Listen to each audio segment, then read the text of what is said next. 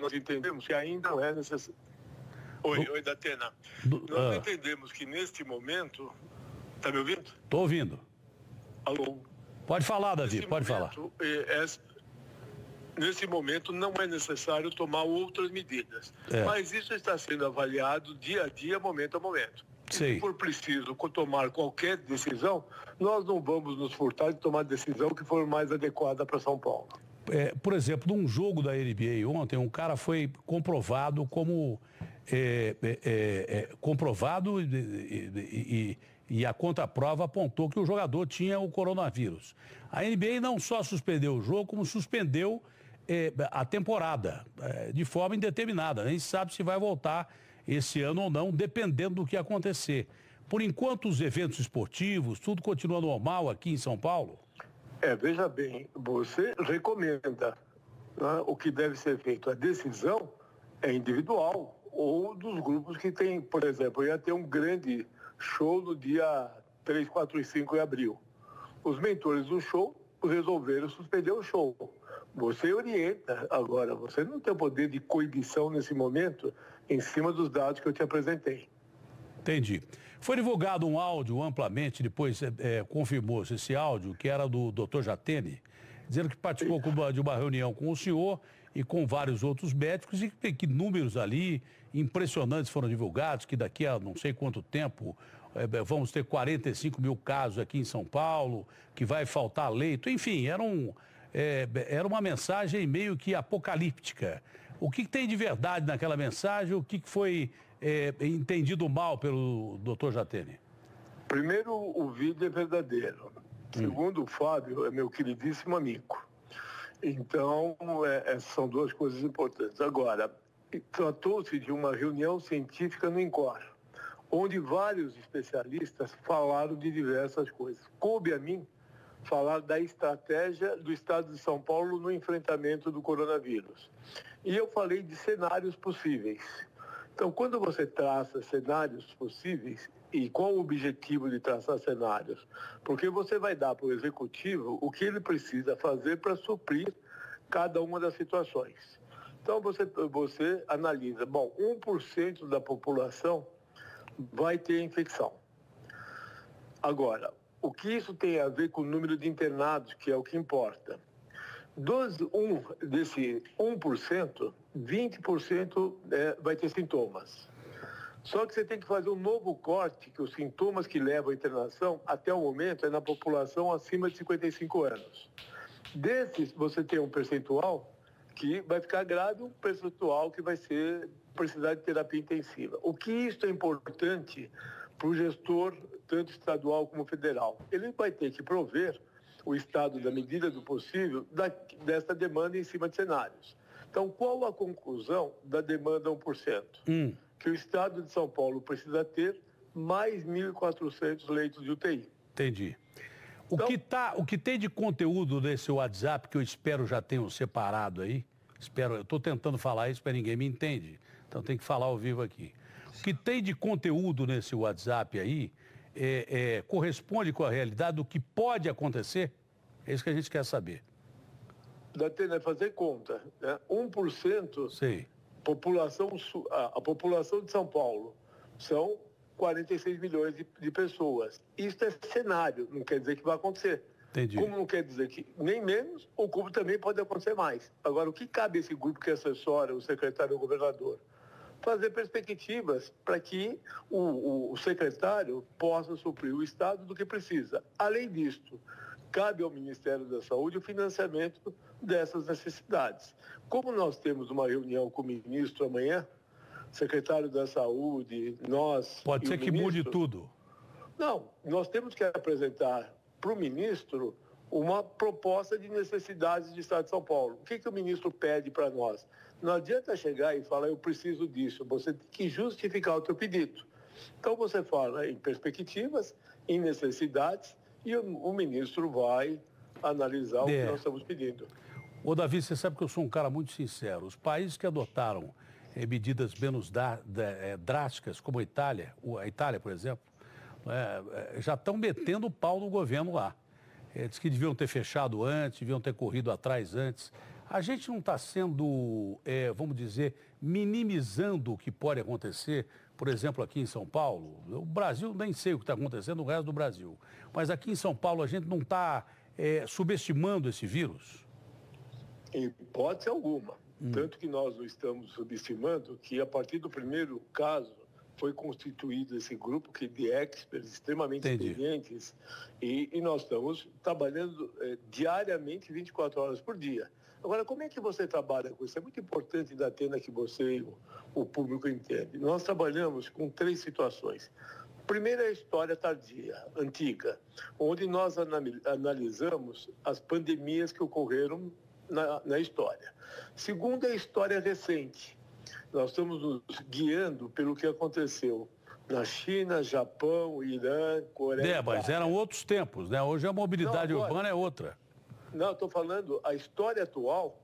Nós estamos com os dados dos países que estão na nossa frente na epidemia. Entendi. Você analisa os dados desses países e acrescenta isso a ciência, que é tudo que está sendo publicado. Entendi. Em cima desse conjunto, você faz uma análise e faz sugestão para o executivo. É verdade que uma possível vacina ou alguma coisa parecida foi descoberta em Cuba e que estaria sendo usado na China já esse tipo de vacina, ou não é verdade? Eu não tenho conhecimento. Para mim, vacina, ela não vai ser imediata. A partir do momento que você descobre o produto, você tem a fase de testes. Entendi. Com 2 objetivos. Saber se ela é segura e o poder dela produzir anticorpos. E é muito pouco tempo. Contra isso, é muito pouco tempo. Vai surgir primeiro o medicamento contra o coronavírus. Sei. Nós vamos ter resultados iniciais dos trabalhos no Quanto final tempo? Quanto tempo para surgir esse medicamento? Não. Os primeiros resultados das pesquisas vão surgir no final de abril. Para ficar pronto um medicamento como esse, demora quanto tempo? Não, é assim, são mais de 80 trabalhos de pesquisas no mundo em busca desse medicamento. Sei. Você aprovou o medicamento, ele funciona, aí é produção. Entra na hora. Entendi.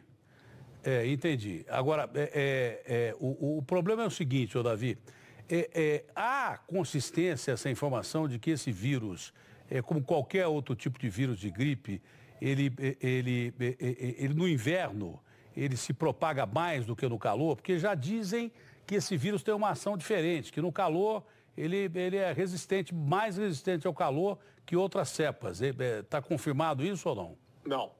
Esse é o novo conhecimento. Como é que esse vírus vai se portar no hemisfério sul, teoricamente, países tropicais de clima quente? Isso é outro aprendizado.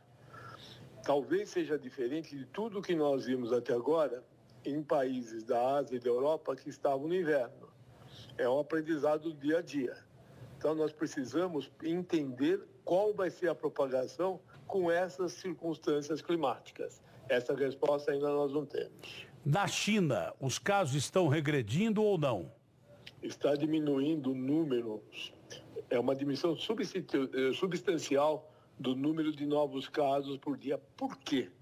Chega uma hora, a maioria das pessoas daquela região foi infectada. Quando ela infecta, ela cria a imunidade natural. Ela não vai estar mais, claro, ela não vai estar mais suscetível a esse vírus de novo. Então decresce. Isso é o ciclo evolutivo de qualquer pandemia. Bom, isso significa que não é o fim do mundo isso aí? Não é o fim do mundo. Nós estamos esperando os próximos 5 meses, que é a primeira onda da epidemia, que nós tenhamos um aumento de casos. Isso eu posso te assegurar, Atena. Vai aumentar o número de casos nos países, vai aumentar o número de países, vai aumentar o número de casos em São Paulo e vai aumentar o número de casos no Brasil. Bom, só para rodar o áudio, esse WhatsApp que vazou do Dr. Jatene, ele tem dados considerados concretos e que podem ser a maior ou a menor. Foi isso que eu entendi? Foi a interpretação dele, né? Então, uma interpretação em cima de várias aulas que foram dadas. Não é só essa interpretação. Tem a interpretação do valor preditivo do raio-x, da tomografia, como é que você vai tratar o doente grave com insuficiência respiratória. Tem uma porção de comentários do Fábio, que é de alguém que é um professor titular, um excepcional cirurgião, que teve a sua interpretação daquilo que foi dito.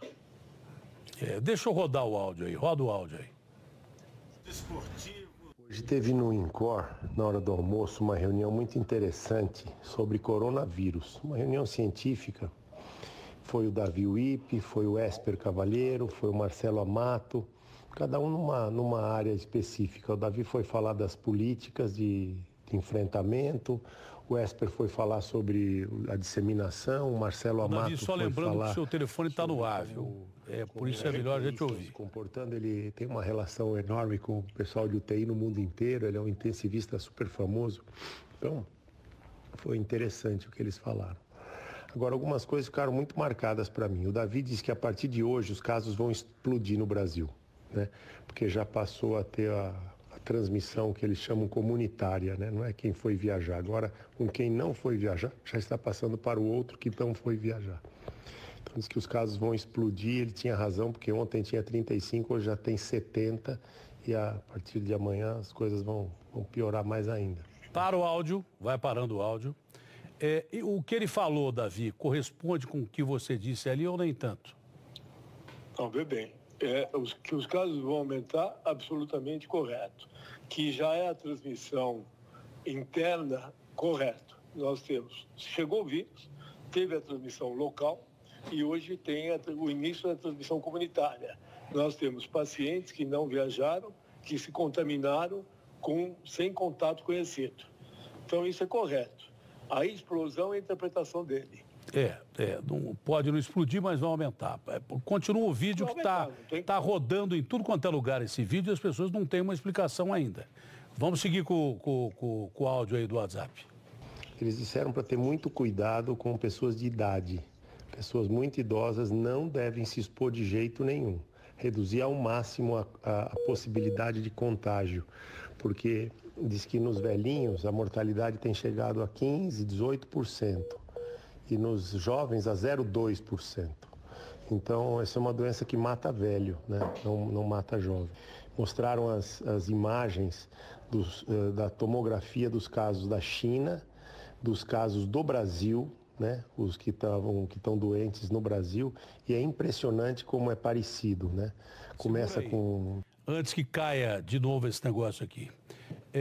Davi, essa é uma doença que predominantemente mata pessoas mais velhas e enfraquecidas, é isso? E a proporção que ele disse é a proporção correta ou não? É assim, 80% das pessoas vão ser assintomáticas ou com poucos sintomas. 20% vão ficar com doença clínica. Uma parte disso vai ter que ser internada. E uma parte desta proporção vai precisar de UTI. Quais são as populações vulneráveis e aonde está a letalidade? As populações vulneráveis são idosos com mais de 60 anos, doentes crônicos, principalmente cardiopatas, diabéticos, indivíduos com imunodepressão. Esses têm mais chances de gravidade. Aonde está a maior faixa de letalidade? Morte. Morte, acima de 80 anos. Acima de 80 anos.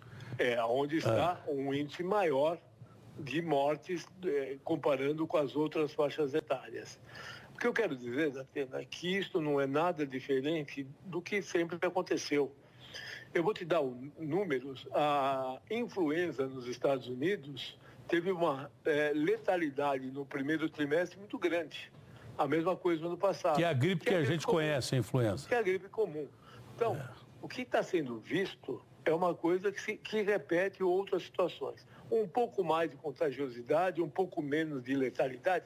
E uma outra coisa, Datena, que é muito interessante, eu tento ser muito explicativo. Vê, você trabalha com uma relação de denominador-numerador. O denominador é o número de infectados.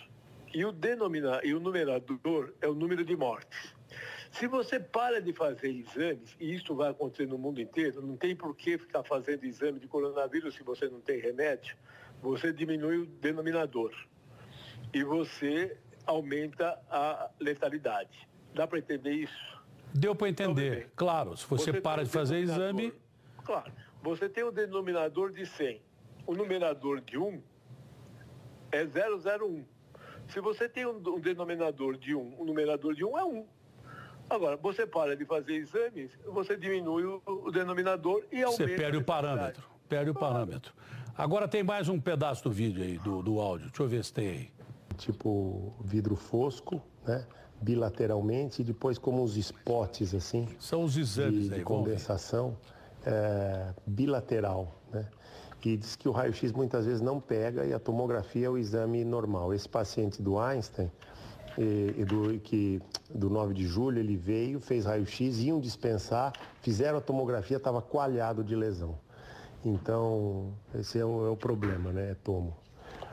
O Davi também disse que devem ser, nos próximos 4 meses, na Grande São Paulo, 45 mil casos eles estão prevendo. E que vão precisar de UTI de 10 a 11 mil casos. E não tem 10 mil leitos de UTI disponíveis, né? Não tem. O Marcelo Amato contou que na Itália está o caos, porque as UTIs estão cheias, lotadas, abarrotadas, e agora eles estão pondo o doente no centro cirúrgico, porque o centro cirúrgico tem respirador. Então dá para botar o doente no centro cirúrgico usando como uma sala de UTI. Todas as operações foram suspensas, né? E eles estão tentando, da melhor maneira, fazer tratamento intensivo. O HC já destinou a UTI do 11º andar, lá do Instituto Central, de 75 leitos, só para corona. Nós não temos nem isso no Brasil e eles já estão de prontidão para 75 leitos. Na sequência são os leitos do INCOR que vão ser mobilizados, né? E está se julgando que vai ser insuficiente, claro, né? Porque essa é uma doença que a transmissão é de um caso para 2 a 3 pacientes, às vezes 4, mas o problema é que uma vez que a doença se instala, o pico de piora é rápido, entre 5 e 7 dias. E o que o Marcelo Amato estava falando é que o ideal é entubar o doente o mais cedo possível. Porque na China eles ficaram fazendo pressão positiva, sem intubação, isso não melhorou os doentes e disseminou demais, porque fica vazando pela máscara e o ambiente fica lotado, né?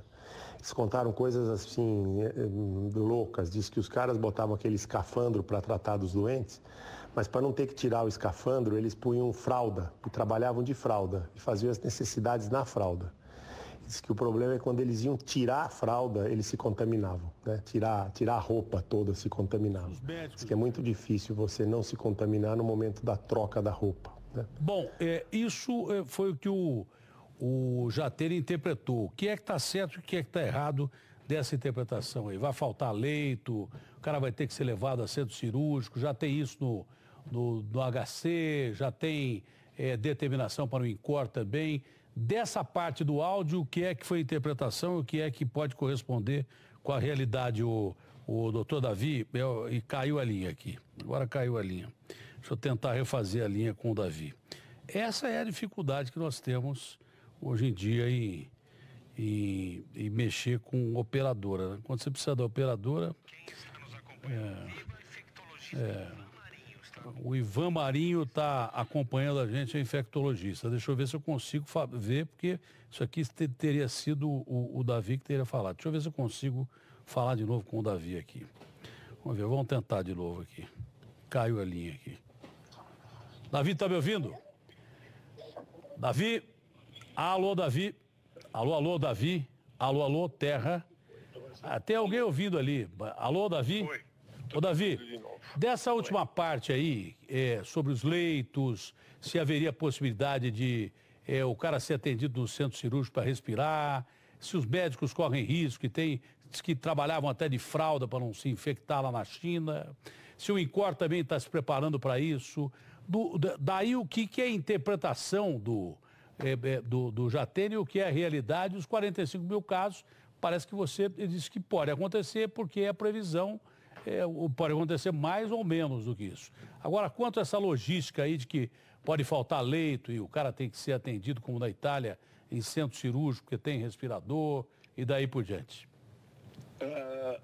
Tem que ficar claro que isto foi uma reunião científica num hospital que tem a ver com o Hospital das Clínicas da Universidade de São Paulo. Entendi. Então, isso foi divulgado, o Fábio divulgou para 5 amigos, uma reunião de cunho científico, onde você analisa dados científicos.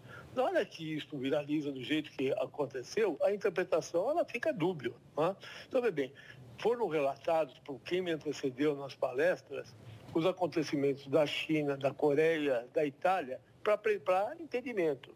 Por exemplo, os trabalhos científicos publicados para a Itália mostrou que há contaminação de fezes e urina. Então, nós temos uma preocupação adicional de informação e treinamento de todo o pessoal da área de saúde. E responsabilidade de proteger esse pessoal, com máscara adequada, com luvas, óculos, avental, etc. Isto tudo culmina com uma posição onde o executivo vai ter que tomar providências para conseguir o que vai ser necessário para o atendimento. Mas, tirar do contexto, e não é isso que você está fazendo, é o áudio que está interpretado de uma forma pulverizada, e na verdade era uma reunião científica, onde você aventa hipótese. Está dito que a intubação tem que ser precoce, é a posição de um grande pesquisador. Aonde que ele se apoia nisso? Do que ele viu dos trabalhos científicos da Itália. Tem outros que acham que a intubação não tem que ser tão imediata. É isso. Agora, a perspectiva de leitos são cenários que você traça, prevendo desde uma previsão menos incisiva até mais incisiva. E você vai cumprindo as suas metas no decorrer do que for acontecendo. É claro que tudo tem um limite. No pior dos quadros, vai faltar leito, é isso? Veja, e você não vai construir um hospital em 10 dias. A China fez isso e agora todos os hospitais da China estão vazios. Então, é óbvio que você tem que traçar o teu panorama e fazer estratégia em cima do que é possível e o que é disponível. Entendi. Por exemplo, existem situações que você teve dificuldades, aumentou o preço de luva, aumentou o preço do álcool gel, é a lei do mercado, mas aumentou. Existem aparelhos que no primeiro momento a China conseguiu comprar, que agora não estão usando. Então, será que vale a pena entrar em contato e comprar aparelho da China? Tudo isso é planejamento e tudo isso é decisão do órgão executivo. Sei, isso tudo vai ser passado para o governo federal amanhã, dessa reunião que vocês vão ter? Não, mais do que isso. Nós temos uma proposta fechada para o governo federal, onde nós estamos prevendo o número de leitos a mais, a necessidade de investimento e a necessidade de custeio. Contratação de recursos humanos e treinamento, tudo isso vai ser entregue ao ministro, que é o que atende o que ele pediu. Não adianta vocês me darem um valor em dinheiro se vocês não mostrarem as necessidades, que ele está absolutamente correto. Agora, como é que você põe uma proposta para o ministro se você não fez um planejamento estratégico? Isso para o Estado de São Paulo. Vocês vão falar isso para o Estado de São amanhã Paulo. Para o Estado de São Paulo. E, obviamente, cada estado vai ter a sua projeção e apresentar ao ministro.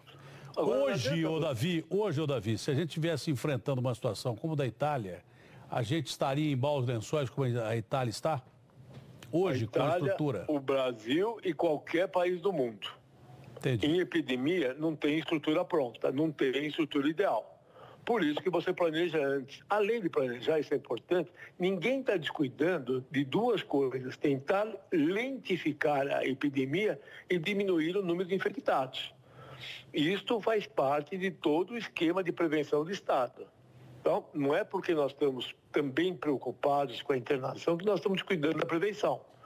Então, tudo isto faz parte de uma análise de uma decisão de governo.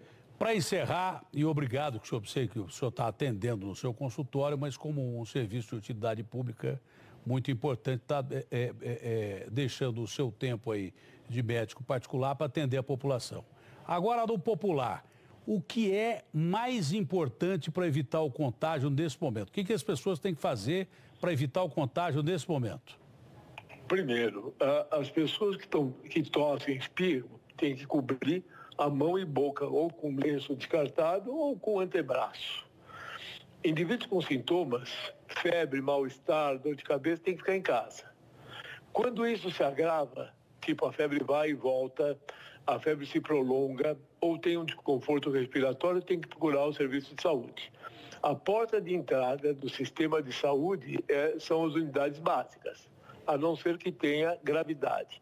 Uma recomendação especial para os grupos mais vulneráveis, os cardíacos, os imunodeprimidos, os acima de 60 anos. Se tiver sintomas, procure o serviço de saúde. Viagem de avião deve ser evitada ou não? Olha, bem, é questão de bom senso. Isso também tem nesse diálogo. A professora Heloísa, que é diretora do Hospital das Clínicas, perguntou, Davi, os cardiologistas têm um congresso nos Estados Unidos. O que você acha? Primeiro que o congresso foi cancelado. Segundo, há um risco, não do vírus, de logística, de chegar num país e não poder voltar. Neste momento, a força de trabalho da saúde, que são médicos, enfermeiros, fisioterapeutas, é importante que essa força esteja mantida em cada lugar. Não tem sentido profissionais ficarem em quarentena em outro país. Então, são aconselhamentos e não ordens, mas você aconselha. Por exemplo, você perguntar para mim... Se puder evitar, melhor. Claro, você pergunta para mim, na função que você está, você vai para o Guarujá? Eu não vou, eu não posso sair de São Paulo. Percebe? É bom senso. Outra coisa importante, por exemplo, na Itália, que está no ápice aí dessa epidemia que virou pandemia, as pessoas têm que, quando vão ao mercado, têm que guardar uma determinada distância entre uma e outra para fazer compra. Aqui no Brasil, existe essa regra já ou não? Não. Pode ser que tenha essa regra amanhã. Hoje não, porque não há necessidade. Mas o que aconteceu, Datena, na Itália no primeiro momento? A Lombardia, ela ficou em quarentena, o norte da Itália. O que aconteceu com os italianos? Foram para o sul. Tem imagens disso claras. Isolaram duas cidades pequenas e as outras os caras deram no pé. Pois é, por isso que eu falo que toda decisão tem que ser muito bem elaborada. Agora, ninguém vai se eximir de tomar a decisão que for necessária, esteja em risco uma pessoa, nós vamos tomar as decisões que forem necessárias. Nenhum de nós se exime de responsabilidade de tomar decisão. Bom, agora, é claro que esse quadro pode mudar a qualquer momento, né? Porque como gripe, como vírus, é uma coisa que, de repente, pode ter uma proliferação maior do que a gente espera. Isso já está mais ou menos conhecido. O índice de transmissibilidade é mais ou menos 1:3. Um infectado transmite para 3 pessoas. O índice de infectividade e transmissibilidade do sarampo é 1:20. Da catapora é 1:13. Então, nós já começamos, através das publicações científicas, a conhecer. Uma outra coisa que nós estamos vendo. No primeiro momento, parecia que o período de incubação era de até 14 dias. Nós estamos vendo que o período de incubação é mais ou menos de 5 a 7 dias. Isso para frente vai trazer uma nova discussão de quanto tempo você vai ter que ficar em quarentena. Percebe? Entendi. Pandemia é conhecimento a cada dia e decisão a cada dia. Os velhinhos cardíacos e diabéticos, como eu, por exemplo, devem evitar de ir em lugar com muita gente ou sair de casa, enfim. Veja, você é um homem que passou por um procedimento e se deu muito bem. É a tua única situação. O teu risco, como o meu, é maior do que um jovem de 18 anos. Então, tuas decisões têm que ser guiadas de bom senso. Nós, velhinhos, se a gente puder ficar mais em casa e não ir em lugar com muita aglomeração, é melhor. Não, ainda por cima eu fiz uma cirurgia de pâncreas que eu tirei o baço. Então o meu sistema imunodepressivo o meu sistema imunológico não é também lá grande coisa. Moral da história, se eu pegar coronavírus, o que vai ter de gente que vai bater palma não está no gibi. Mas é uma situação que nós temos que analisar dia a dia e perceber que ou pode ficar muito pior ou, de repente, com os controles necessários, a gente passar por essa pandemia da melhor forma possível, mas que haverá mortes, que haverá situação difícil, haverá, né, Davi? Datena, até um último comentário. Nesta posição que eu ocupo, o secretário ocupa, o governador ocupa, não tem uma decisão simples. Claro. E também não tem uma posição sem crítica. Isso faz parte. Agora cabe a quem decide, primeiro, ter conhecimento, depois, ter uma visão técnica. Por isso que esse grupo que eu lidero é formado por 10 indivíduos extremamente experientes, grandes cientistas, representando as grandes universidades de São Paulo. Nós temos o representante de Ribeirão Preto, Botucatu, Campinas, USP. Então, são grandes cientistas e experientes no trato de pandemias. Quer dizer, você se assessora, esse grupo o governador montou, para assessorar e assessorar o secretário de Estado. Sei. É assim que funciona. Uma última pergunta que você disse aqui, que a máscara não funciona muito bem. Por quê, Davi? A máscara tem que ser usada por indivíduos que têm sintomas e pelos profissionais da área de saúde. A máscara do dia a dia, ela umidifica em poucas horas. Quando umidifica, perde o poder de proteção. E umidifica porque o indivíduo transpira, o indivíduo respira e acumula secreções. Então não adianta ficar trocando máscara a cada 2 horas. Tá bom. Doutor, muito obrigado então. Abraço grande.